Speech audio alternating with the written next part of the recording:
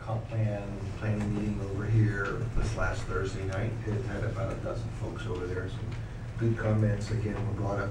This has been a series that's been going on around the city and getting feedback on this. I think it was a good discussion, but it did point out one thing, that we do need all of the help from our neighborhood associations that seem to be the main folks attending these things. And so just for anybody listening out there or watching, that more involvement in that. Those are things that directly affect you, and we can only respond as good as we get comments in. But I appreciate folks who do show up at those things. And then there.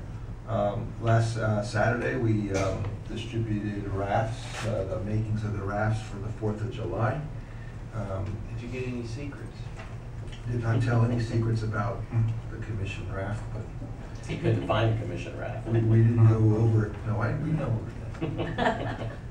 And so that was good.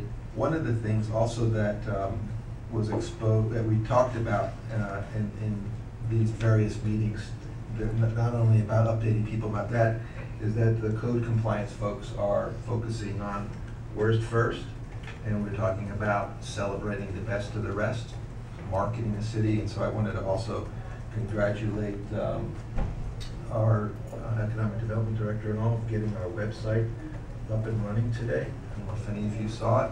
I think it's a tremendous improvement.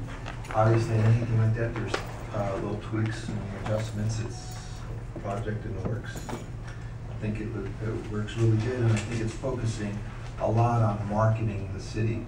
There's a lot of folks that would see and put our best foot forward. I know sometimes we air out some other things, but that's a place for us to do some really good marketing for us and communicate in a way that it's designed to allow you to get somewhere in 3 clicks or so, or less. And I think it does a pretty good job at that, so I really appreciate that. The pictures are really nice. We'd like to have a couple of people in them, but they look beautiful. They're really great photography. Thank you. The website looks great, and it complements the new NAPC website. Thank you, Mary Lindsay. The President's Council met Saturday, and they unveiled their new website, which would work well with ours. So thank you to the President's Council for their continuous support of our city, and they're moving the neighborhoods forward. 4th of July, we're moving forward. It's a phenomenal event. I want to thank Juan and Emily and Terry up at the beach for pulling it all together. We've been meeting every week, pulling it all together. You'll be very comfortable and happy with the event. We're still looking for vendors. We're always welcome new vendors. We're looking for sponsors, anybody that wants to help. We're looking for volunteers. So we'll take those up until the day before. And flyers are out already. Terry's having a VIP viewing up at the beach. If you don't like crowds, you can actually have cocktails and hors d'oeuvres up at the beach. Flyers out with the numbers on it out in the lobby already. And we're just looking for any other support. It is our 100-year 4th of July celebration, so more the merrier. Thank you. Commissioner McCoy? I too was pleased to have a look at the new website, and it certainly is a jump forward, which is very nice. I think it's going to be a good resource. I was pleased to see that there are a number of technology things on there that you can keep track of your permits and progress and things like that, some of which was there before, but I think it's a lot easier to get to. And I'd just like to make sure that we, with the website, also make sure that it continues to be an archive for citizens who may want to find out what things have happened in the past. As part of our commitment as transparency in government, I think it's quite important that we keep up, just make this stuff. It doesn't have to be a fancy interface, but make sure that things are available, that we don't get too enthusiastic about throwing stuff out too quickly. You never know, things come back. I also attended the public workshop organized by the city for the proposed comprehensive plan amendments. I went to the one for District 2, that's my district.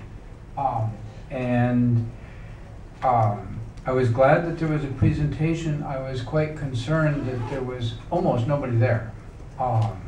And I would like to see some sort of effort, and I recognize it's not easy to do. But I'd like to make sure that there's a bit more effort to get a sense that there is popular support behind what we're doing. I think we've all spoken many times up here that we want to send a very clear message to developers, a clear and consistent message. These are the things that our community likes, and if you work within these parameters, you're likely to get easy approval, and you'll have things that will be built that the community will be happy to have. But we need to make sure that all our different pieces, the charter, the comprehensive plan, the LDRs all match up. That seems like kind of a no-brainer as much as possible. And then make sure that they also match to the wishes of the community. So I think we need to do a little bit more on somehow reaching out to people, making sure that they know about these meetings and have a chance to put some input. Another one that is just kind of a practical thing. I've heard a lot in the last, as the rainy season started, and it seems to have started with more of a bang than usual this year. We've had some pretty intense, high-intensity rains, and a lot of people have reported flooding. And one of the fallouts from that is you call up the city manager and tell him to make it rain less or less intensively, and he is a very good-natured fellow and offers to do his best. But realistically, he probably doesn't have that within his purview. But as a city, we do have a very strong point of influence on flooding, and that is how much of our city do we want to make imperviously paved? Right now, we're at around 75% of a development can be impervious. I think we've lowered it a little bit. For a long time, it was 75%. That means that whatever rainfall comes down gets magnified by a factor of about 4. That's a problem. That means you don't have an easy way to get that water off. So anything that we, yeah, exactly, paddling. Thank you, Mark. Though there are things that are within our control, how we design our city, what sort of passive ways of infiltrating water that we set up can help with that. You may want to think about that as we deal with further the rainy season. And that's my comments. Vice Mayor? Thank you. I don't have a lot, but I do have one thing I'd like to talk about, and that is I want to thank those of you who came last week for my installation as president of the cities. Thank you all for your support. I'm sorry. Is this better?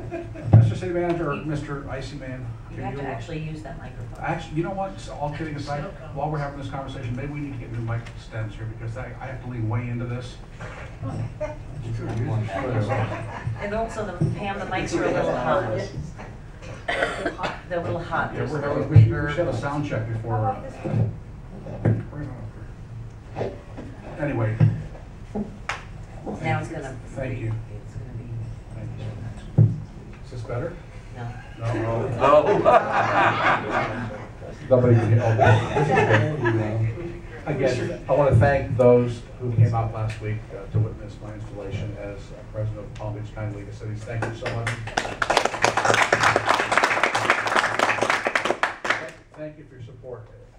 The reason I bring it up is because I think there is a real opportunity here, not just for the city of Lake Worth, but I think for Palm Beach County and for the state of Florida, because the League of Cities, like them or not, has a significant amount of influence in Tallahassee at the national level. What I'd like to do in my one-year service as president is bring the focus here in Palm Beach County and in Tallahassee to code enforcement. And finally taking a look at code enforcement from a holistic perspective. Code enforcement has not been tinkered with since basically its inception some 30-some years ago. And then my understanding of the history, code enforcement was essentially born here in Palm Beach County. So what better place to come back and revisit Statute 162 than Palm Beach County itself. We have a very unique opportunity in that we'll have the opportunity to bring all the communities in Palm Beach County together that choose to participate. And from what I'm understanding from the league office, there's been a tremendous amount of inquiry and interest in participating on a code enforcement task force to take a look at